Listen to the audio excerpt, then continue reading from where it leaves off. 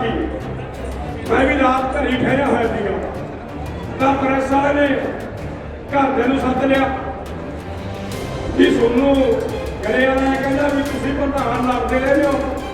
उन्हें जवाब दिता करारा वो कहती प्रधान जी का हजे कावरेज है ही नहीं तो मैं तो कावरेज वाली कुड़ी आ दिगर सिंह डोबे की भतीजी आ। शेख की कोठी को कुंडी की जिदा लगना सीगा।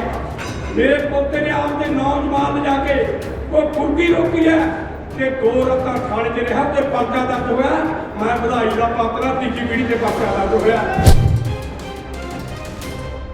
कई बार आप ये गल कह दें भी सरकार के कल से जूं नहीं सरकी नहीं मेरे किसान भीओ सरकार के कल से जूं सरकी है।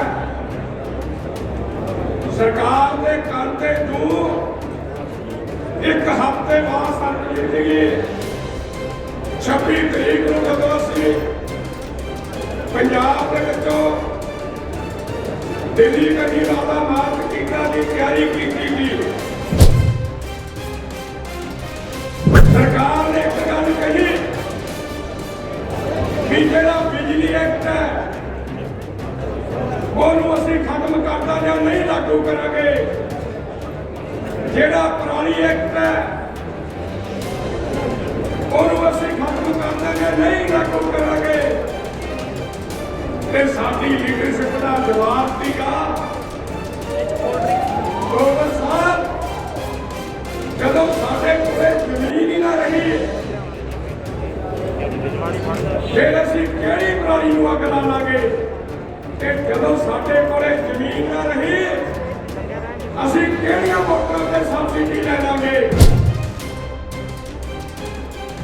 मोदी मैं एक गल जरूर कहना उन्हें ठीक कीता कदे असीं सोचिया नहीं सीगा भी मजदूर किसान व्यापारी मुलाजम खास करके आप भी असीं एक स्टेट के हो जाते मोदी ने सानू इकट्ठे करता संघर्ष के राह पे मेरे किसान वीर मजदूर वीर व्यापारी साहबान खास करके मेरिया बेटियां ते मेरिया भैणां पहला फतेह साझी करो। वाहिगुरू जी का खालसा वाहिगुरू जी की फतेह। मैं सोचे नाल 2-3 गल्लां साझियां करनियां। हर एक लीडर की गल शांतमई ढंग के नाल सुनो। पंजाब के विच मोर्चा लगे नूं 7 महीने हो गए ने ते दिल्ली दीआं दरां ते गया नूं 5वां महीना चढ़ गया 5वां महीना लग गया। कई बार आप ये गल कह दें भी सरकार के कल से जूं नहीं सरकी नहीं मेरे किसान भीओ सरकार के कल से जूं सरकी है। सरकार के कल से जूं एक हफ्ते बाद सरकी थी 26 तरीक को जब असी पंजाब के विचों दिल्ली कभी राधा मार्च टीका की तैयारी की थी। सरकार का एक बयान आया भी किसान लीडरां नाल 3 तरीक को मीटिंग की जाऊगी। सरकार सोचती थी भी खामनी मीटिंग की झाक दे विच किसान आपके बोलण नूं पिछे पा देंगे। जदों सरकार नाल मीटिंग हुई मेरा ख्याल है दूजी तीजी मीटिंग दे विच सरकार ने एक गल कही भी जिहड़ा बिजली एक्ट है ਉਹਨੂੰ ਅਸੀਂ खत्म करता या नहीं लागू करांगे। जिहड़ा पुरानी एक्ट है ਉਹਨੂੰ ਅਸੀਂ खत्म करता या नहीं लागू करांगे। ते साडी लीडरशिप का जवाब सीगा गवर्नर साहब जदों साडे कोले जमीन ही ना रही ਫਿਰ ਅਸੀਂ ਕਿਹੜੀ ਪਰਾਲੀ ਨੂੰ ਅੱਗ ਲਾ ਲਾਂਗੇ ਤੇ ਜਦੋਂ ਸਾਡੇ ਕੋਲੇ ਜ਼ਮੀਨ ਨਾ ਰਹੀ ਅਸੀਂ ਕਿਹੜੀਆਂ ਮੋਟਰਾਂ ਤੇ ਸਬਸਿਡੀ ਲੈ ਲਾਂਗੇ।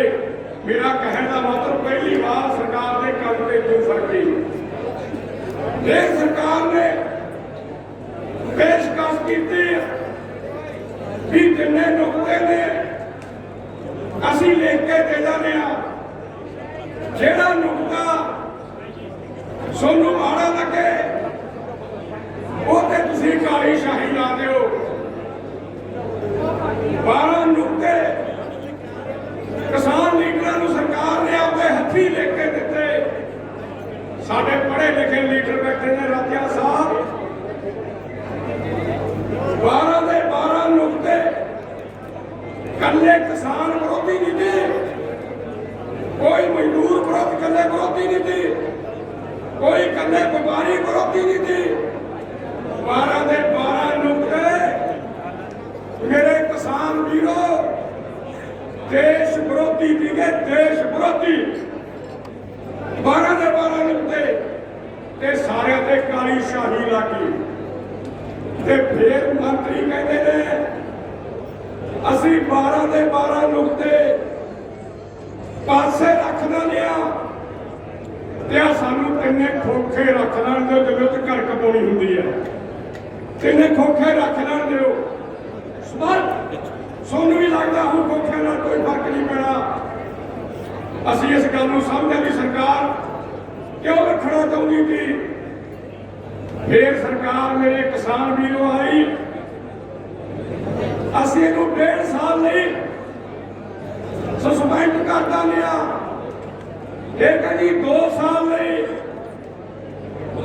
ਇੱਥੋਂ ਤੱਕ ਆ ਗਈ ਵੀ 3 ਸਾਲ ਲਈ ਸਸਪੈਂਡ ਕਰਾ ਲਓ।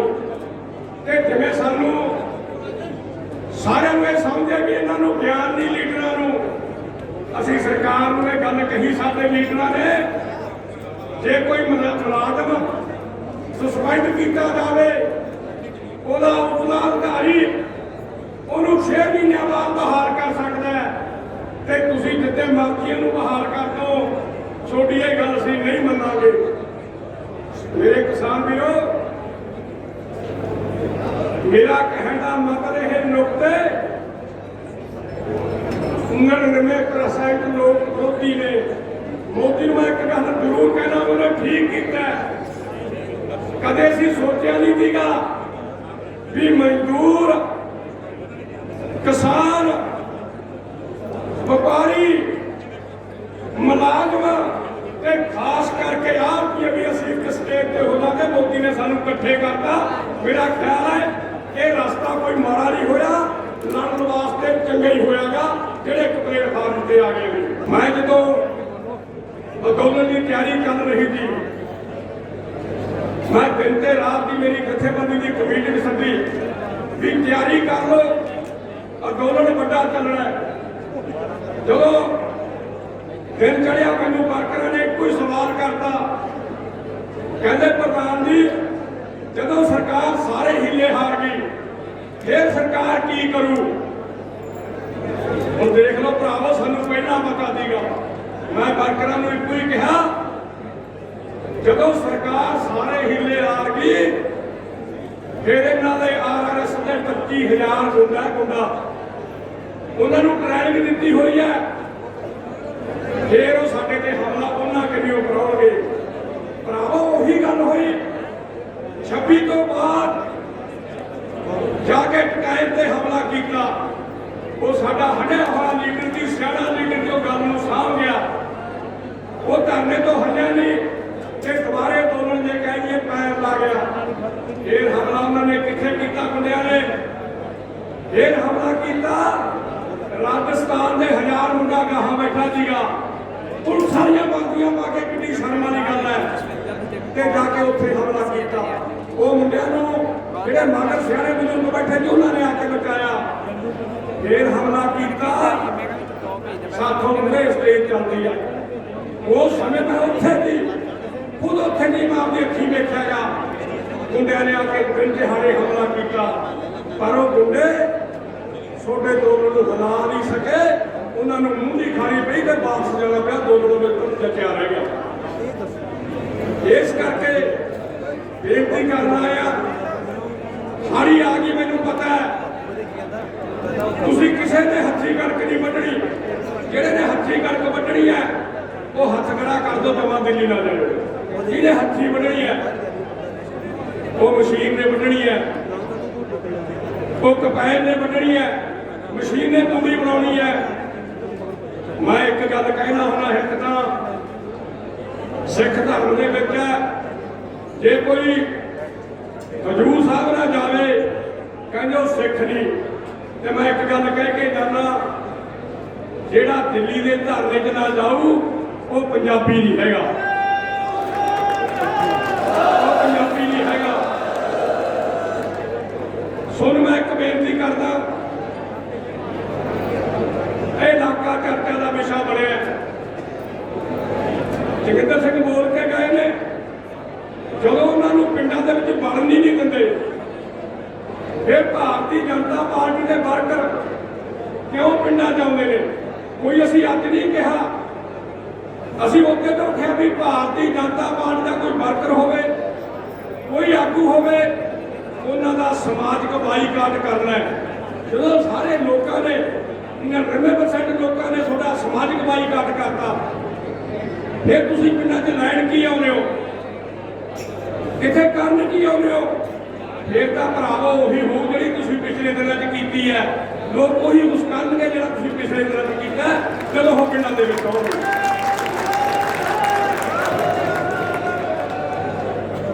ਮੈਨੂੰ ਸਵਾਲ ਕਰਤਾ ਪ੍ਰੈਸ ਵਾਲਿਆਂ ਨੇ, ਕਹਿੰਦੇ ਜੀ ਹਰਿਆਣੇ ਦੇ ਵਿੱਚ ਇਹਨਾਂ ਦੀ ਸਰਕਾਰ ਹੈ। ਮੈਂ ਕਿਹਾ ਜੇ ਹਰਿਆਣੇ ਦੇ ਵਿੱਚ ਇਹਨਾਂ ਦੀ ਸਰਕਾਰ ਹੈ ਫਿਰ ਖੱਟਰਾਂ ਦਾ ਹੈਲੀਕਾਪਟਰ ਕਿਉਂ ਨਹੀਂ ਲਾਉਂਦਾ? ਲਾ ਕੇ ਦਿਖਾਵੇਗਾ, ਜਾਂ ਉਹਦਾ ਉਪ ਮੁੱਖ ਮੰਤਰੀ ਹੈਲੀਕਾਪਟਰ ਲਾ ਕੇ ਦਿਖਾਵੇ।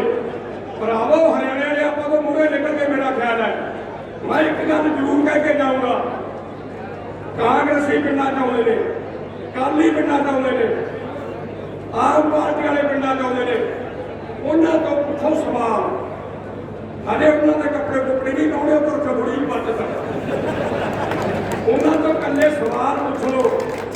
ਮੁੱਖ ਦੁਸ਼ਮਣ ਇਕੱਲੀ ਭਾਰਤੀ ਜਨਤਾ ਪਾਰਟੀ ਹੈ, ਉਹਨੂੰ ਮੁੱਖ ਦੁਸ਼ਮਣ ਨੂੰ ਨਾ ਪਿੰਡਾਂ 'ਚ ਵੰਡ ਦਈਏ ਨਾ ਸ਼ਹਿਰਾਂ 'ਚ ਵੰਡ ਦਈਏ, ਚਾਹੇ ਸਾਨੂੰ ਕਿੰਨੀਆਂ ਵੀ ਕੁਰਬਾਨੀਆਂ ਦੇਣੀਆਂ ਪੈ ਜਾਣ। ਇਸ ਕਰਕੇ ਇਹੀ ਬੇਨਤੀ ਕਰਨ ਆਇਆ, ਅੰਦੋਲਨ ਦੇ ਵਿੱਚ ਤੁਹਾਡੀ ਹਰ ਵਕਤ ਦਿਮਾਗ, ਸੋਚ, ਸਮਝ ਅੰਦੋਲਨ ਦੇ ਵਿੱਚ ਚਾਹੀਦੀ ਹੈ। ਅੰਦੋਲਨ ਦੀਆਂ ਜੜ੍ਹਾਂ ਪਤਾਲ 'ਚ ਲੱਗੀਆਂ, ਪਤਾਲ 'ਚ। ਮੋਦੀ ਨੇ ਤਾਂ ਕਿੱਲ ਗੱਡੇ ਦੀ 1.5 ਫੁੱਟ ਦੇ ਉਸ ਅੰਦੋਲਨ ਦੇ ਵਿੱਚ ਘੱਟੋ ਘੱਟ 300 ਮੋਟਰ ਲੱਗੀ ਪਾਣੀ ਵਾਲੀ, ਜਿਹੜੀ ਕਹਿੰਦੀ ਹੈ 150 ਫੁੱਟ ਡੂੰਘੀ ਲੱਗਦੀ ਹੈ, ਤੇ ਸਾਡੀਆਂ ਜੜ੍ਹਾਂ ਪਤਾਲ 'ਚ ਲੱਗੀਆਂ। ਪੱਕੇ ਸੈੱਟ ਵਾਲੇ ਕਿਹੜਾ ਸਾਡੇ ਅੰਦੋਲਨ ਨੂੰ ਹਿਲਾ ਦੂਗਾ? ਇਸ ਕਰਕੇ ਬੇਨਤੀ ਕਰਨਾ ਆ, ਇਹਨਾਂ ਦਾ ਇੱਕ ਜਿਵੇਂ ਚੰਗਾ ਪਾਲਤੂ ਕੁੱਤਾ ਰੱਖਿਆ ਹੁੰਦਾ ਗਲਿਆ, ਉਹ ਸਾਰੇ ਲੀਡਰਾਂ ਦੇ ਖਿਲਾਫ ਬੋਲਦਾ। ਇੱਕ ਦਿਨ ਸੱਚੀ ਲੈ ਕਹਿੰਦਾ ਵੀ ਰੁੱਤੂ ਸਿੰਘ ਦਾ ਕਾਮਰੇਡ ਹੈ। ਮੈਂ ਕਿਹਾ ਵੀ ਤੈਨੂੰ ਕੌਣ ਦੱਸ ਗਿਆ ਮੈਂ ਕਾਮਰੇਡ ਹਾਂ? ਠੀਕ ਹੈ, ਇੱਥੇ ਦੋ ਵਿਚਾਰ ਨੇ, ਇੱਕ ਵਿਚਾਰ ਹੈ ਸਮਾਜਵਾਦ, ਇੱਕ ਵਿਚਾਰ ਹੈ ਪੂੰਜੀਵਾਦ। ਅਸੀਂ ਆ ਜਿਹੜੇ ਲੀਡਰ ਬੈਠੇ ਆ ਸਾਰੇ, ਅਸੀਂ ਸਮਾਜਵਾਦ ਵਿਚਾਰ ਵਾਲੇ ਲੀਡਰ ਆ, ਸਮਾਜਵਾਦ ਵਿਚਾਰ ਹੈ, ਪੂੰਜੀਵਾਦ ਵਾਲੇ ਲੀਡਰ ਨਹੀਂ ਹੈਗੇ। ਪ੍ਰੈਸ ਮੇਰੇ ਘਰੇ ਬਾਕੀ, ਮੈਂ ਵੀ ਰਾਤ ਘਰੇ ਠਹਿਰਿਆ ਹੋਇਆ ਸੀਗਾ, ਤਾਂ ਪ੍ਰੈਸ ਵਾਲੇ ਨੇ ਘਰਦਿਆਂ ਨੂੰ ਸੱਦ ਲਿਆ ਵੀ ਸੋਨੂੰ ਗਰੇ ਵਾਲਾ ਕਹਿੰਦਾ ਵੀ ਤੁਸੀਂ ਪ੍ਰਧਾਨ ਲੜਦੇ ਰਹੇ ਹੋ। ਉਹਨੇ ਜਵਾਬ ਦਿੱਤਾ ਕਰਾਰਾ, ਉਹ ਕਹਿੰਦੀ ਪ੍ਰਧਾਨ ਜੀ ਦਾ ਹਜੇ ਕਾਮਰੇਡ ਹੈ ਹੀ ਨਹੀਂ, ਤੇ ਮੈਂ ਤਾਂ ਕਾਮਰੇਡਾਂ ਦੀ ਕੁੜੀ ਆ, ਜਗੀਰ ਸਿੰਘ ਜੋਗੇ ਦੀ ਭਤੀਜੀ ਆ, ਮੈਂ ਹੈ ਹੀ ਕਾਮਰੇਡਾਂ ਦੀ ਕੁੜੀ। ਹੁਣ ਜਿਹੜੇ ਬੰਦੇ ਕਾਮਰੇਡ ਹੋਵੇ ਉਹ ਲੜਾਈ ਤੋਂ ਪਾਸੇ ਭੱਜੂਗਾ, ਉਹਦਾ ਪਰਿਵਾਰ ਲੜੂਗਾ। ਮੈਂ ਕੋਈ ਗੱਲ ਕਹਿ ਕੇ ਗੱਲਾਂ ਦੀ ਸਮਾਂ ਤੋਂ ਕਹਿੰਦੇ ਸਮਾਂ ਧਿਆਨ ਚ ਰੱਖਣਾ।